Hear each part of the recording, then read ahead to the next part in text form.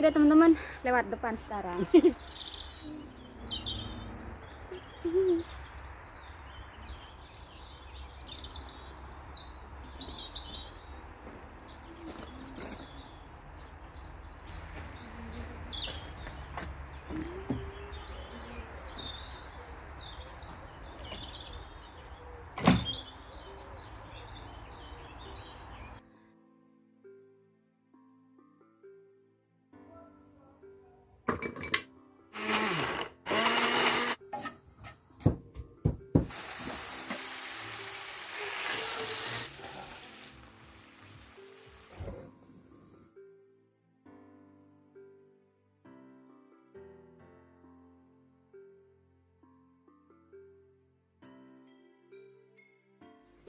Hai semuanya, selamat datang di Mavandang Channel.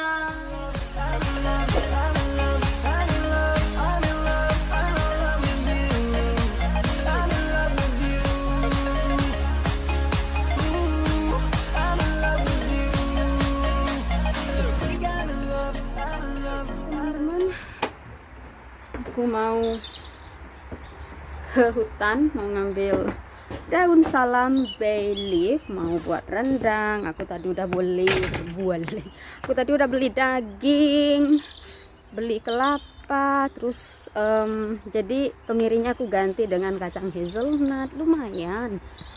Oke, aku mau ke greenhouse dulu.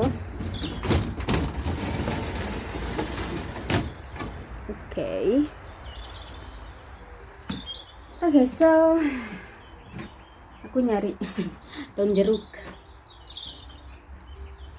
Ini kan sebenarnya nggak mati juga, cuman dia akan rontok semuanya nanti, numbuh baru lagi kalau udah musim semi teman-teman. Gitu. Ini jeruknya bukan jeruk urut sih, jeruknya lebih jeruk lemon, tapi nggak apa-apa sih.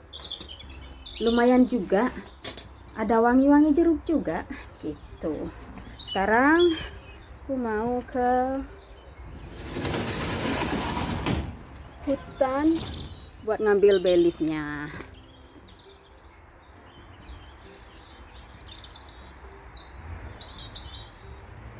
Nah teman-teman, kalian lihat di samping aku itu kebun sayur aku sudah siap untuk kita tanami ketika musim semi tiba nanti.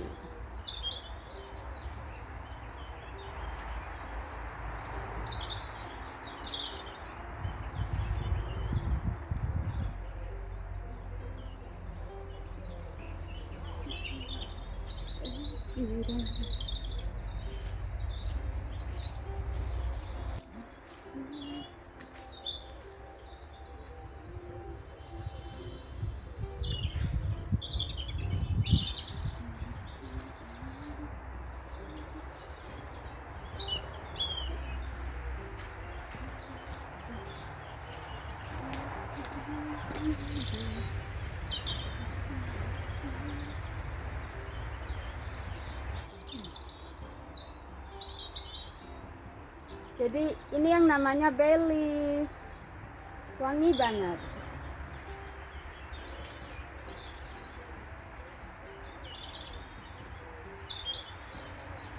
Tiga aja sudah cukup dah.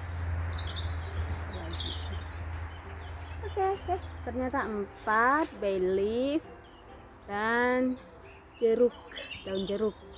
Ini kayaknya buat bayar enak banget nih. Oke deh teman-teman, lewat depan sekarang.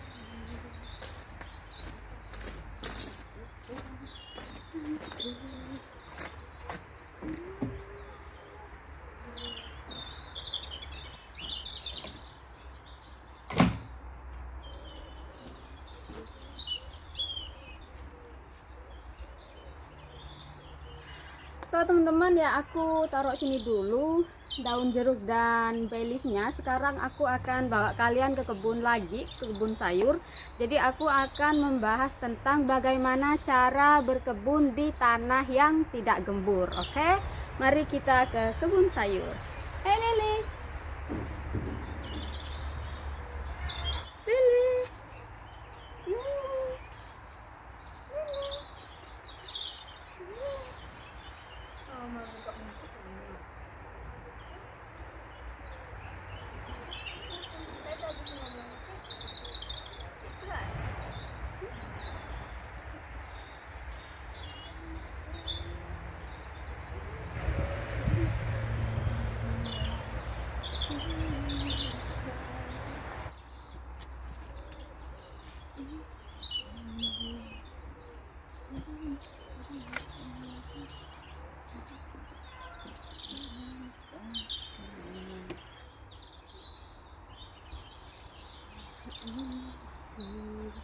Nah teman-teman, jadi sebelum aku membahas tentang cara berkebun di lahan yang tidak gembur, maka di sini aku akan liatin ke kalian sisa sayuran di musim dingin di kebun aku ya.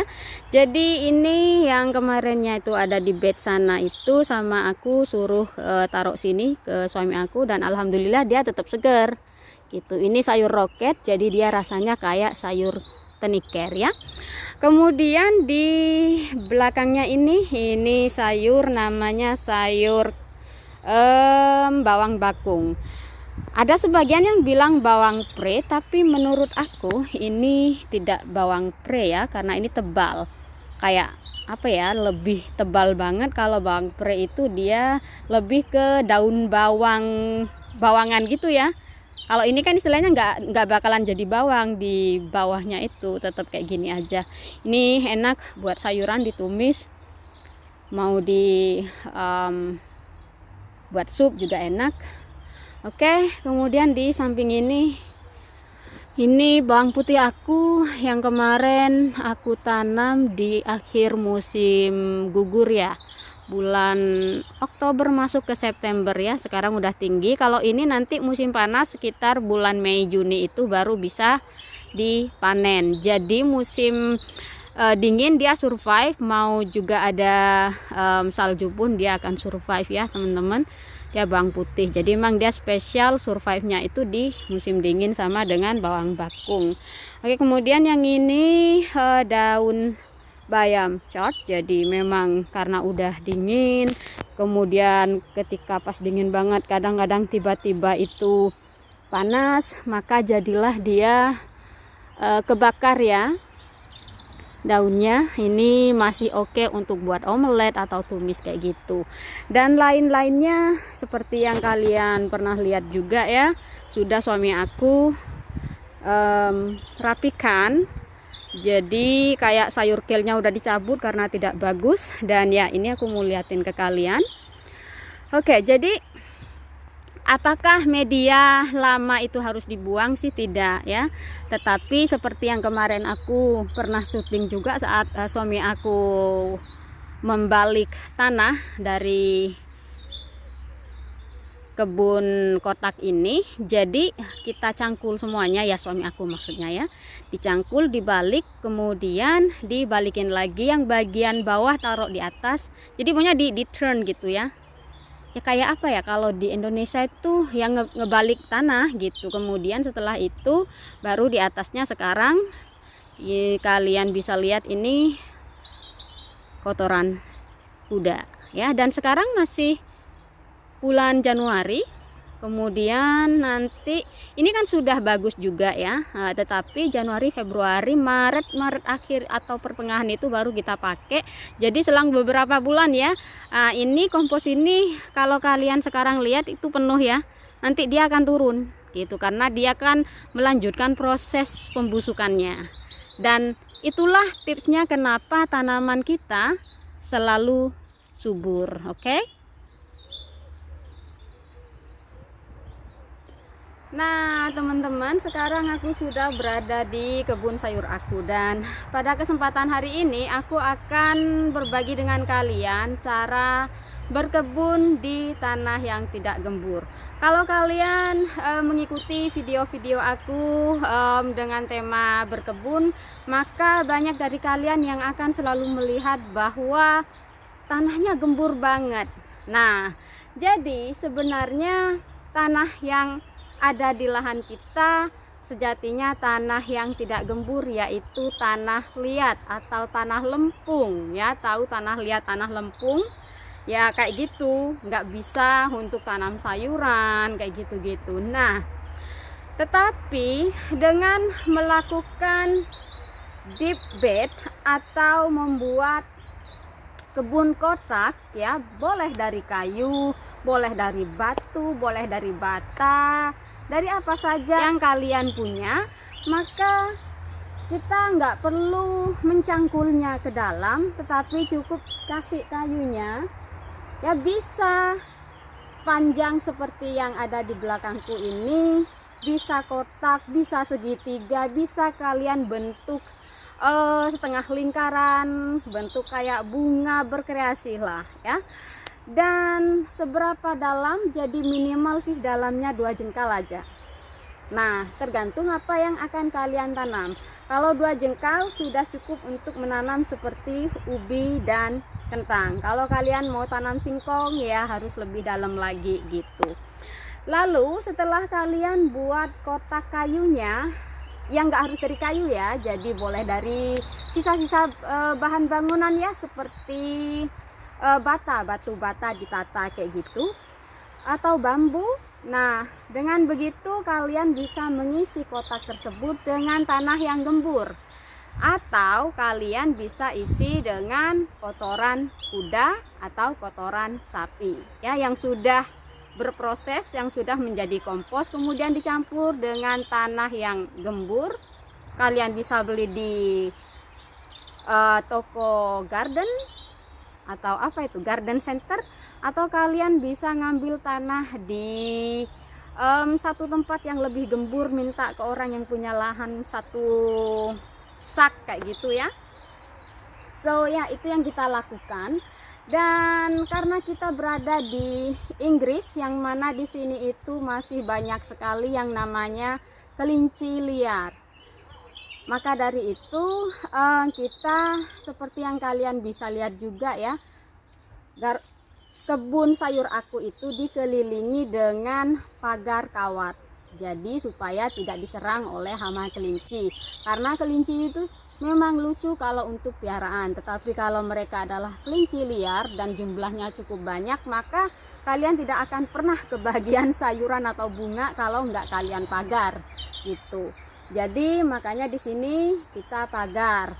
Nah, kalau tetangga aku ya, sekitar pemukimanku juga ada yang punya kebun seperti ini, tapi dia tidak pagar dengan pagar kawat, tetapi dia buat kotak kayunya itu tinggi, jadi setinggi dada aku atau setinggi pinggang, sehingga kelinci nggak bisa lompat setinggi itu gitu. Jadi mana yang bagus untuk kalian, silahkan kalian lakukan. Tetapi kalau kalian di Indonesia ya mungkin dipagar lebih bagus juga kalau kalian tetangganya punya ayam, karena ayam itu sama dengan kelinci. Ayam itu suka matokin sayuran atau tanaman yang baru numbuh ya kan.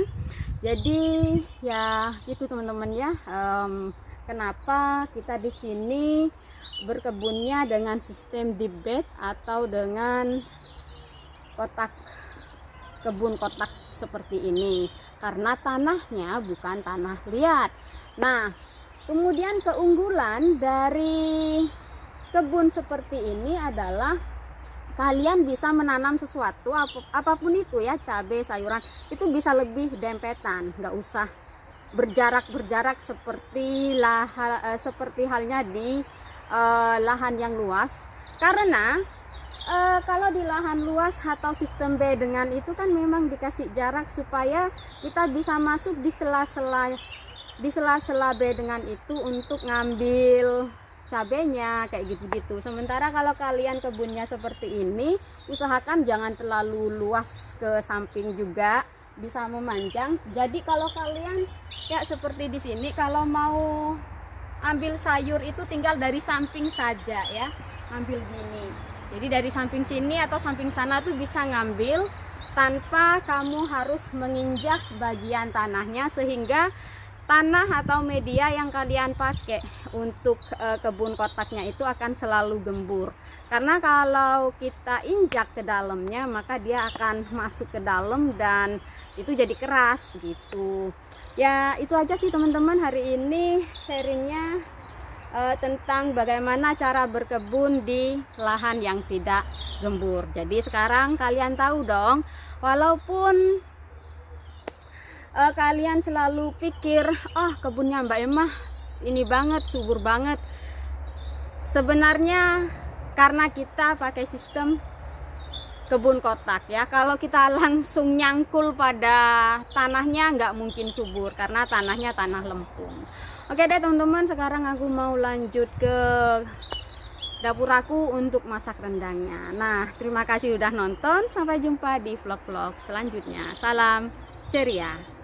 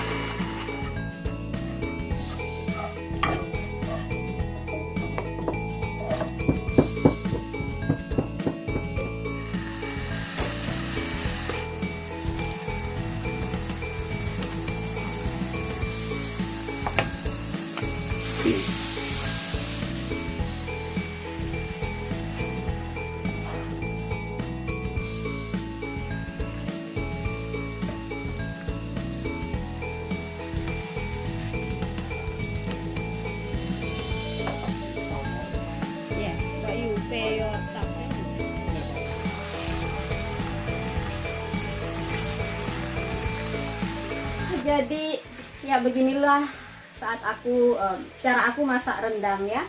Jadi kayak kemiri itu diganti dengan kacang-kacangan seperti kacang hazelnut atau kacang macadamia atau kacang Brazil, itu oke gitu ya.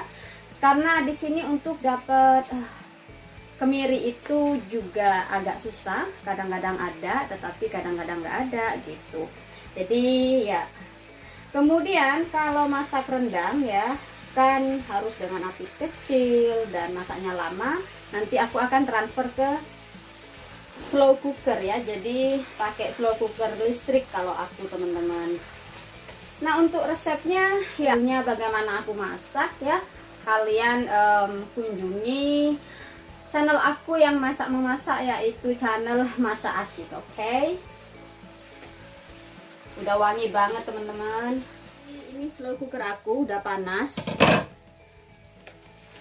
tinggal masukin aja teman-teman.